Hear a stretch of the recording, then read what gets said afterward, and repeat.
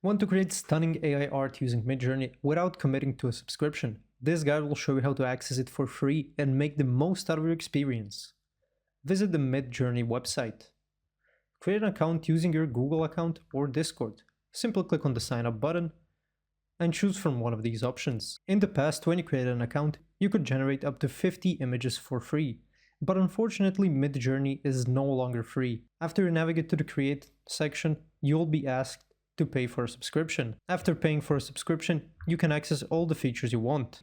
Follow Midjourney on social media, because they often have promotional periods where you can access Midjourney for free for a brief time. If you want an alternative with a free trial period, look no further than Leonardo AI, a powerful AI tool that will allow you to generate up to 150 images for free before you need to pay for a subscription. Simply sign up using any of these and begin creating with Leonardo AI. You can also check out our video on this topic. Thanks for watching. If this video was helpful, please like and subscribe to our channel for more tips and tutorials.